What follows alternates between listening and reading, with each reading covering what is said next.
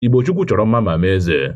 Lekwa na akụkọ ndị Hịrị n'izu ụka. Onye kọpụtara ya bụ m, Ọsọndụ Ebuka. Otu pati ADC enwetala ugbu a ogbe ha ga-anọ mee mmemme ọgbakọ ezumezu ha na Abuja dịka nke ahụ ga-eyi odo n'ogbe ezumezu Rainbow Event dị na Gariki Area 8. A ga-echeta na pati ADC na-ebo ebubo na gọọmenti etiti na-anwa ịkụnyere nhazi ọgbakọ ahụ ụkwụ ọjọọ dịka ụlọ ọrụ ezumezu Transcorp nọrọ n'izu ụka gara aga ka gbuo nkwekọrịta ha na pati ADC nwere ịnọ n'ogbe ha eme mmemme ahụ. N'ọzọ dịka ibe ya, ụlọ ikpe ukwu etiti dị n'Abuja ebugala nchaba ikpe ha ga-echi bụ Tuzdee n'okwu mkpesa nke na-achọ ka a chụpụ David Mark na Rebushola pụọ n'oche ọchịchị pati ADC. Maka ọ dị, David Mark emela mkpesa n'ụlọ ikpe okpecha ọgwụ megide Nafi Ubala bụ nke ụlọ ikpe ahụ ga-anụrụ echi bụ Tuzdee. Gọọmenti steeti Yobe na Borno akọwala na ahịa jili ahụ nke ndị agha Air Force tụrụ ogbunigwe na ya ma gbuo ọtụtụ mmadụ bụ nnọọ ahịa gọọmenti pịachela n'oge ndị gara aga n'ihi na ọ bụ ahịa ndị omekome na-eyi ndị ọha egwu Boko Haram na-anọ na ya atụ mgbere ahịa. Ụlọ ọrụ na-ahụ maka akụ ndị echekwara n'ụlọ akụ n'ala anyị SEC na mkpirisi bekee agbachila akpa ego 13 bụ nke nyochapụtara bụ ndị na-akwado mpụ iyi ndị ọha egwu. A ga-echeta na ngwụcha izu ụka gara aga ọchịchị etiti wepụtara aha ndị na-akwado mpụ iyi ndị ọha egwu n'ala anyị ma gụnye aha otu IPOB. Maka ọ dị, ụfọdụ ndị ọnụ na-eru n'okwu amalitela ịjụ ajụjụ gịnị mere ha na-agụnyeghị aha nke Miyetti Allah. Onye isi ụlọ sineti ala anyị Godswill Akpabio akọwala ugbu a na ihe mere ọnọdụ enweghị nchekwa ji arịgorola ọjị ka ọ dị ugbu a bụ n'ihi na oge ntụliaka elu eruola nso ma rụtụ aka na ozugbo a tụchara vootu naanị izu ụka abụọ ka ọ ga-ewe agaghị anọ otu mkpụrụ ogbunigwe atụpụrụ n'ala anyị. A malitela ndebanye aha ndị nnọchite anya pati ADC n'ogbe ọgbakọ ezumezu ha nke dị na Gariki Abuja. Mmadụ ruru 3,000 agwụchala ka ọ dị ugbu a n'ogbe ahụ. Ka ọ dị, onye isi oche nhazi ọgbakọ ezumezu a Chinedu Idigo akọwala na ogbe ahụ agaghị aba ha kwa arịrị na ọtụtụ ogbe ezumezu ndị mmadụ nwe ekweghị nabata ha n'ihi nrụgide nke sitere n'aka ndị nọ n'ọchịchị ka ọ dị ugbu a. Ụlọ ikpe okpecha ọgwụ ebidola nnụrụokwu ikpe dọga ọkwa ọchịchị pati ADC na nke pati PDP ga-abalị 22 nke ọnwa a. Maazị Peter Obi akwala Obi Cubana na Cubana Chief Priest emo ugbu a ma jụọ ha ma ha nụtala ka a kpọrọ City Boys na mpaghara ugwu maọbụ n'ala Yoruba.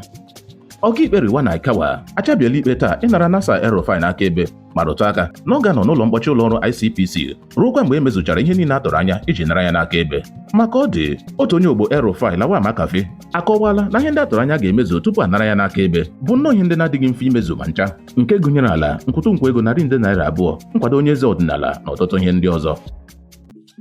Ọchịchị etiti akpọpụtala Abubakar Malami na nwa ya nwoke taa n'ụlọ ikpe n'ebubo ọhụrụ ise ha mere megide ha bụ ebubo ịkwado mpụ iyi ndụ ọha egwu. Ha abụọ zaghachiri hooha na ikpe amaghị ha.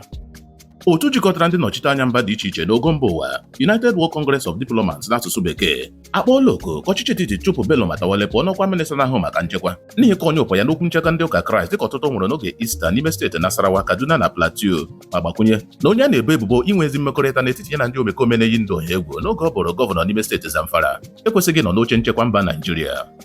Ndị Fulani ikpe gbachigharị Nnama awakpola obodo Amkpali Edikwo n'ime ọchịchị kansụl Apa nke steeti Benue ma gbuo mmadụ 9.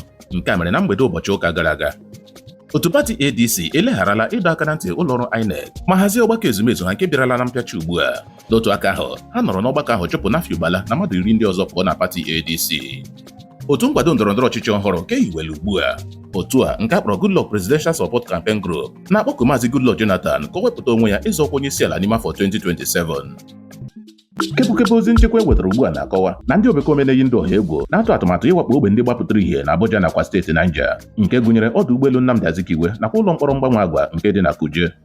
N'ọzọ dịka ibe ya, ndị omekome na-eyi ndị ọha egwu agwakpola obodo ndị dị n'okpuru ọchịchị kansụl Ifelodun nke steeti Kwara n'abalị ụnyaahụ tọrọ otu onye hiwere ụlọ akwụkwọ, otu nne mụtara nwata agbọghọ a na-alụ alụ na nso nso a gụnyekwara ndị ọzọ. Osote onye isi oche pati Labour na mpaghara ndịda ọdịda anyanwụ ala anyị Abayomi Arabambi akọwala na ndị ndu pati Labour gụnyere Alex Oti ekwekọrịtala na ha agaghị enwe onye ga-eji aha pati ahụ zọọkwa onye isi ala n'ime afọ 2027 kama na ha ga-akwado onye isi ala Tinubu. Ọ gbakwunyere na onweghị mgbe ha ga-eji nabataghachi Maazị Peter Obi n'ime pati ahụ. Onye ọkaiwu ma bụrụ onye nkwado Atiku n'ime pati ADC Kenneth Okonkwo ekwuola n'eze wara awa na ya bụrụ na Peter Obi agbapụ pati ADC n'ihi na o nwetaghị akwụkwọ ikikere iji aha pati ahụ zọọkwa onye isi ala, na nke ahụ ga-egosipụta na Peter Obi na-arụrụ Tinubu ọrụ. Maka ọ dị, Atiku Abubakar ekwela nkwa na ya bụrụ na Peter Obi enweta mmeri iji aha pati ADC zọọkwa onye isi ala na ya ga-arịtụrụ Peter Obi ma rụtụ aka n'afọ 2027 ga-abụrụ afọ ikpeazụ ya ịzọọkwa onye isi ala. Otu onye enyemaka Maazị Peter Obi n'okwu mmekọtara ndọrọndọrọ ọchịchị Ibrahim Abdulkarim ekwuola ugbu a na enweela nkwekọrịta n'etiti Peter Obi na Kwankwaso na ha abụọ ga-azọ ọkwa onye isi ala n'ime afọ 2027 bụ ebe Kwankwaso ga-abụ osote onye isi ala. aka chịburu steeti Rivers Rotimi Amaechi akọwala ugbu a na ya agbapụghị pati PDP kama a chụpụrụ ya pụọ pati PDP oge onyeisiala Goodluck Jonathan na nwunye ya wegara ndọkọ niile nke pati PDP n'ime steeti Rivers ma nyefee ya n'aka ndị ọzọ. Ka ọ dị, Maazị Chibuike Amaechi ekwuola n'eze warawa na onyeisiala Tinubu ga-akụ afọ n'ala na ntụliaka elu afọ 2027 ọsọgonu ya mee nrụrụ aka niile ha chọrọ ime n'ihi na ọhaneze adịla na njikere iji vootu ha chụpụ ya pụọ n'oche. Ọ gara n'ihu rụtụ aka na ya bụrụ na ọ bụ Peter Obi ga-enweta mmeri iji aha pati ADC zọkwa onyeisiala na ya ga-anọ n'ihu inye ya nkwado okpu ọkụ n'ọnụ. Ọtụtụ ndị ọnụ na-eru n'okwu akatọla ntọrọ atọrọ ụmụ akwụkwọ 14 bụ ndị na-aga ile ule jambo ụnyaahụ n'ime steeti Benue ma kọwaa nke ahụ dịka ịkọ onye ụpọ ọchịchị dị ugbu a n'ala anyị n'okwu mekọtara nchekwa. Ọhaneze ala anyị etiela ebe ugbu a ka ụlọ ọrụ na-echekwa ugwu ịma aka azụmahịa na nke ndị na-azụ ahịa Federal Competition and Consumer Protection Commission jirila pịachi usoro ịgbaziri data na airtime site n'aka ụlọ ọrụ nzirịta ozi MTN, Airtel na ndị ọzọ.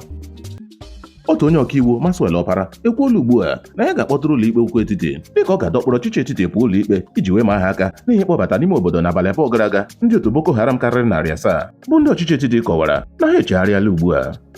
Ọgwụnụ bụ akụkọ ndị Hịrị n'izu ụka a.